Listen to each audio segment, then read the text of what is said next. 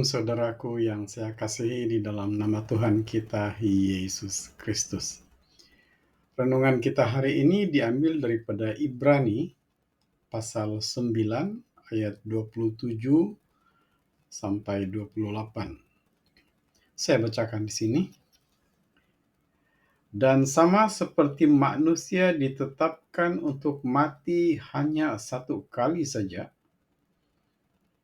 dan sesudah itu dihakimi, demikian pula Kristus hanya satu kali saja mengorbankan dirinya untuk menanggung dosa banyak orang. Sesudah itu ia akan menyatakan dirinya sekali lagi tanpa menanggung dosa untuk menganugerahkan keselamatan kepada mereka yang menantikan Dia. Demikianlah firman Tuhan. Saudara, firman Tuhan ini sangat baik, sangat indah, sebab dia memberitakan kepada kita suatu pengharapan akan kehidupan kekal. Kita akan berusaha untuk hidup kudus. Kita meminta kepada Yahweh supaya Roh Kudus memimpin kita untuk hidup kudus. Dan apabila kita menang di dalam segala cabaran, pencobaan, maka kita akan mendapat satu hadiah yang dianugerahkan oleh Juru Selamat kita, Tuhan kita, Yesus Kristus. Ya, jadi itulah yang saya nampak di sini. Jadi sebagai pendahuluan kita lah daripada 2 ayat tadi itu, ada 2 perkara penting yang perlu kita fahami, perlu kita pelajari, yaitu satu, jelas sekali bahwa memang manusia ini akan mati, kemudian akan dihakimi. Itu yang pertama. Kemudian yang kedua, Yesus akan menyatakan dirinya sekali lagi, yaitu di dalam kedatangannya yang kedua kali ke dunia ini, untuk menganugerahkan keselamatan kepada kita. Ya. Jadi sebagai renungan kita lah, ya, ada persoalan di sini, ya, tentang kematian kita. Ya, persoalannya ialah sebelum Yesus datang kedua kali, kita sudah mati. Orang Kristen sudah mati. Sudah tentu ada yang sudah mati sebelum kedatangan Yesus. Kemudian ada juga yang belum mati. Sekarang persoalannya ialah tentang manusia yang sudah mati sebelum kedatangan Yesus ke dunia kedua kali. Persoalannya adalah kemana roh orang Kristen yang telah mati itu. Nah, itu persoalan dia, ya. Kemana roh orang Kristen yang sudah mati itu sebelum kedatangan Yesus ke dunia ini kedua kali. Jadi untuk mencari jawaban yang jelas tentang persoalan itu, kita kena kembali kepada manusia ini sendiri. Daripada penciptaannya, ya, dan apakah yang ada di dalam manusia ini sendiri, makhluk yang hidup ini. Ya, jadi seperti yang kita sudah tahu, bahwa manusia ini, Yahweh ciptakan manusia ini, dia bentuk manusia ini, dan manusia ini adalah gabungan daripada 3 oknum, ya, yaitu tubuh, jiwa, dan roh. Ini tubuh ini. Kemudian jiwa itu saya percaya bahwa jiwa kita ada di dalam otak kita. ya. Ada subconscious di situ, ada memori di situ, ada bahagian yang boleh merasakan, ada bahagian yang ada naluri, ada perasaan dan sebagainya dalam jiwa kita itu. Kemudian yang ketiganya yaitu roh. Saya teringat kembali kepada mendiang bapak saya. Sebelum Tuhan mengambil dia, dia mengalami satu kematian dan dia beritahu bahwa memang ada keluar daripada tubuhnya itu. Tapi malaikat Tuhan menahan dia dan kembalilah roh itu ke tubuh bapak saya yang ditinggalkan oleh roh itu. Nah, begitu. Jadi untuk itu coba kita lihat di dalam 1 Tesalonika pasal 5 ayat 23. Ya. Saudara boleh membacanya sendiri ya. 1 Tesalonika pasal 5 ayat 23. Sekarang kita mau tahu, kalau tubuh ini sudah tentu dia dibentuk daripada debu tanah. Yahweh pada mulanya membentuk manusia ini daripada debu tanah, selepas itu dia hembuskan, dia meruahkan. Maka masuklah roh, jiwa itu, dan jadilah manusia itu makhluk yang hidup. Ya, kita boleh lihat itu dalam Kejadian pasal 2 ayat 7. Ya, Kejadian pasal 2 ayat 7. Oke. Kemudian roh dan jiwa itu pula macam mana? Nah, seperti yang saya sudah katakan tadi bahwa Yahweh itu dia meruahkan, menghembuskan ke dalam ciptaannya itu manusia, apa itu yang sudah dibentuknya itu, dan dia jadi hidup. Ya. Nyawa itu sedang mengalir, darah mengalir dalam tubuh yang dibentuk itu. Ya, kita boleh lihat dalam Kejadian juga, ya, pasal 2 ayat 7 itu sendiri. Ya. Nah, sekarang kita masuk kepada kematian itu. Ya, kita masuk kepada kematian. Seperti yang kita sudah tahu tadi bahwa manusia ini adalah gabungan daripada tubuh, jiwa, dan roh. Tubuh ini adalah dibentuk, dicipta daripada debu, tapi roh dan jiwa itu daripada Yahweh itu sendiri.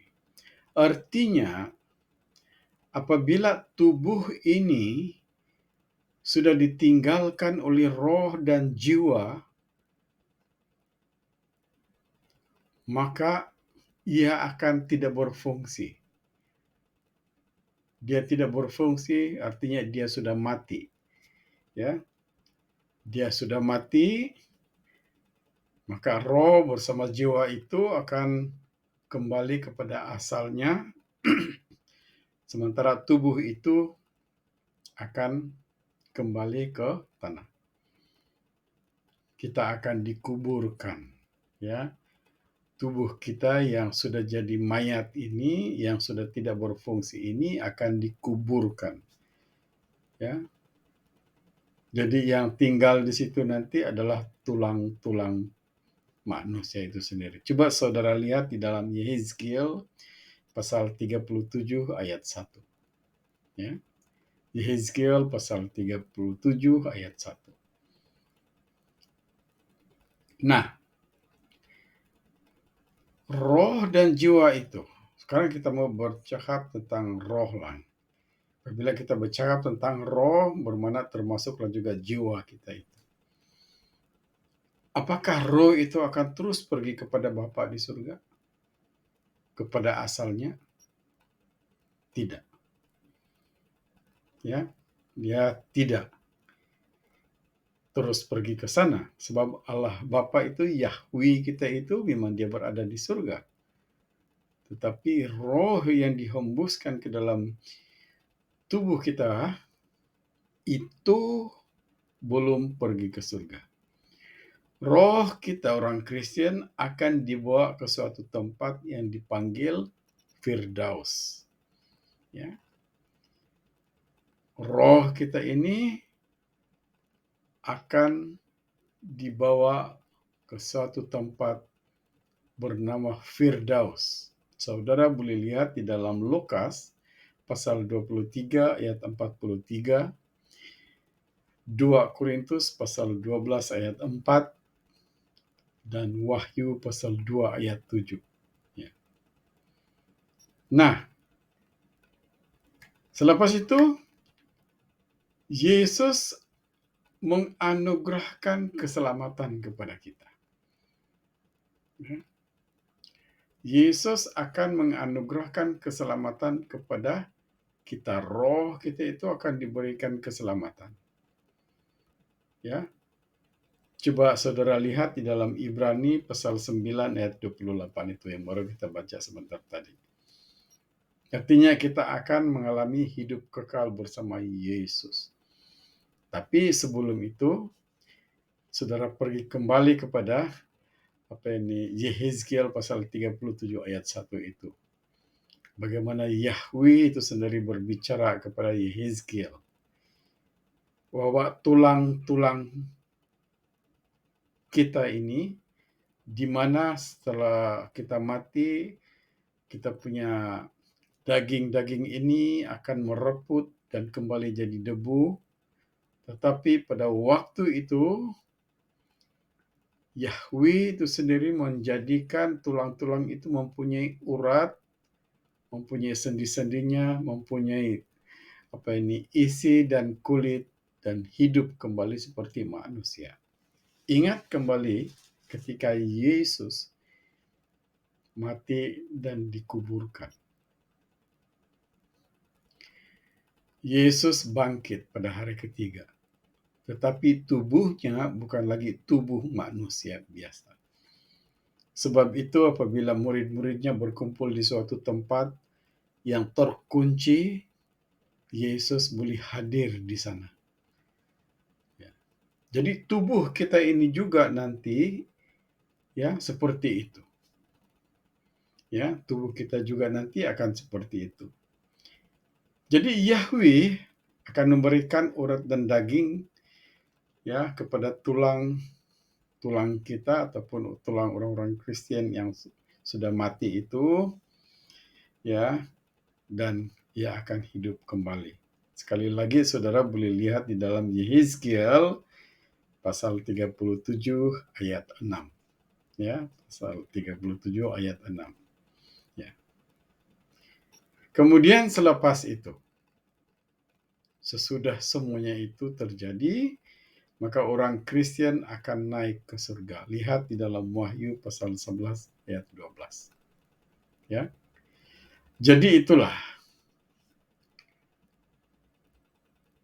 apabila kita mati, roh orang Kristen ini, pengikut-pengikut Yesus Kristus ini, Tuhan kita itu akan dibawa ke suatu tempat, akan ditempatkan di Firdaus sebagai satu tempat transit, ya. Dan di situ sudah tentu akan ada aktiviti yang kita lakukan, terutama sekali penyucian diri, pengudusan diri. Ya. Jadi, saudaraku, sebagai penutup, ya, untuk mendapat hidup kekal di surga, kita ada jaminan bahwa kita akan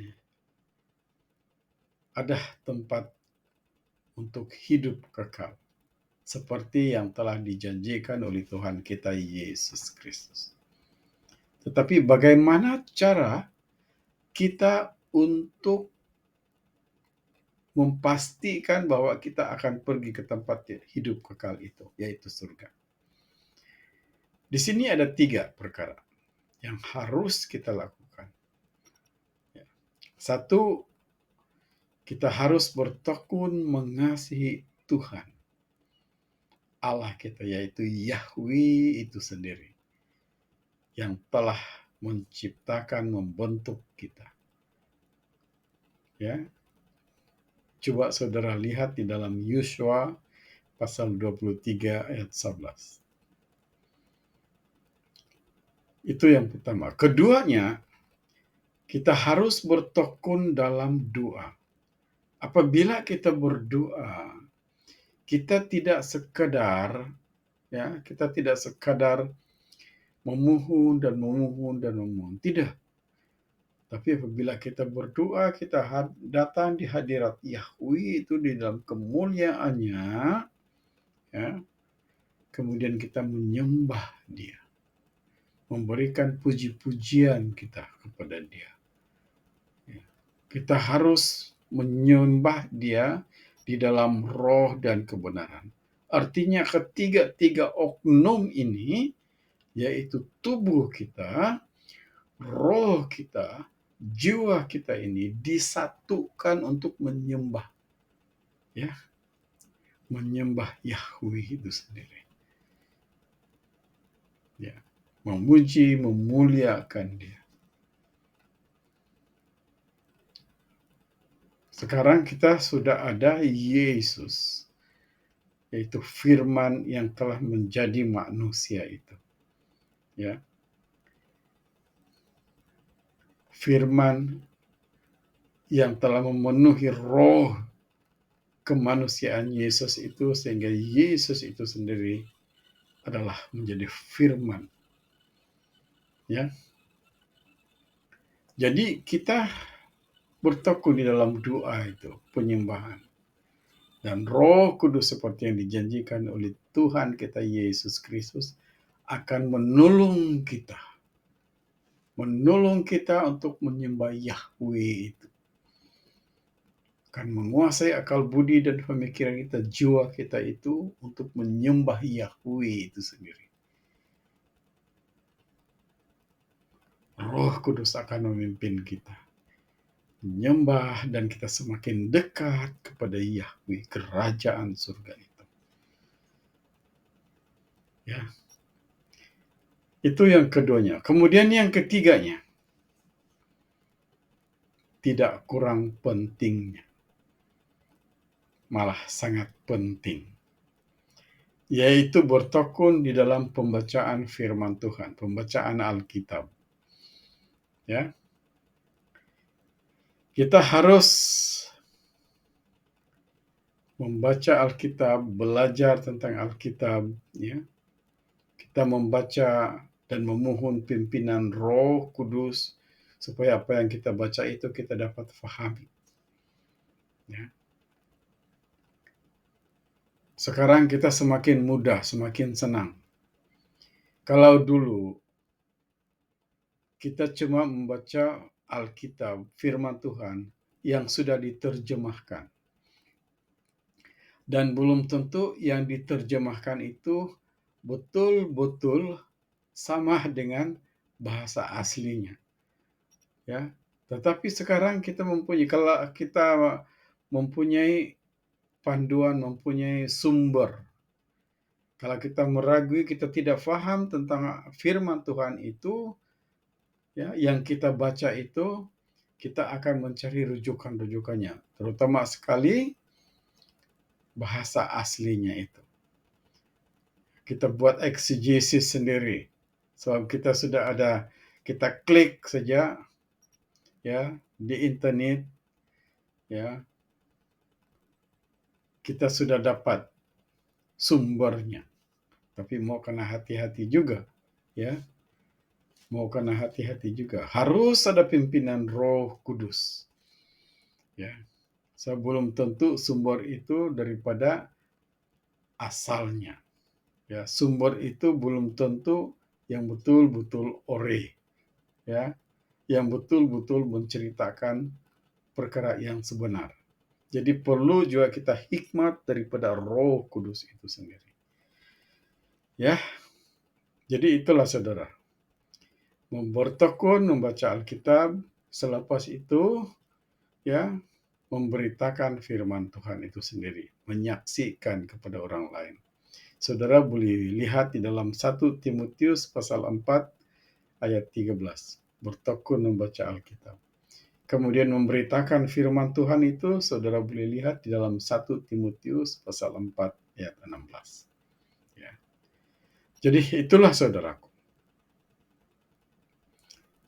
Itulah satu-satunya cara ataupun jalan kita untuk pasti bahwa kita akan berada di tempat hidup kekal itu, yaitu surga, di mana Yahweh, Allah Bapa kita di surga itu bertakhta. Saya sangat-sangat sentiasa memikirkan, sentiasa membayangkan. Bayangkan di dunia ini, saudaraku, penguasa-penguasa yang hebat, segala maharajanya dan sebagainya. Mereka mempunyai takhta singgasana. Tetapi takhta mereka masih lagi di dalam bangunan, ya, di dalam istana mereka. Tetapi Yahweh, Allah Bapa kita di surga itu, dia tidak. Tahtanya itu di dalam kerajaan surga. Dia tidak ditutupi oleh bangunan ataupun rumah, tetapi di dalam kerajaan surga itu sendiri. Sebab itu kemuliaannya terus menerangi surga. Haleluya. Saudara, kita bersyukur. Murid-murid Kristus, orang-orang Kristen bersyukur. Kita bersyukur sangat-sangat. Sebab kita mengenal Yahweh itu di dalam firman-Nya, yaitu anaknya yang tunggal, Yesus Kristus. Haleluya. Mohon supaya Roh Kudus akan berbisik, menambah ataupun membuka jauh lebih dalam lagi pengetahuan tentang firman Tuhan dan rahasia kerajaan surga di dalam hati dan jiwa kita semua, akal budi dan pikiran kita, sehingga kita semakin dekat kepada kemuliaan Yahweh melalui Tuhan kita Yesus Kristus.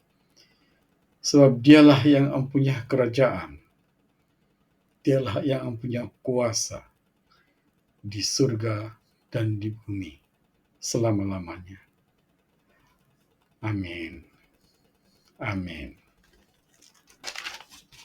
Haleluya.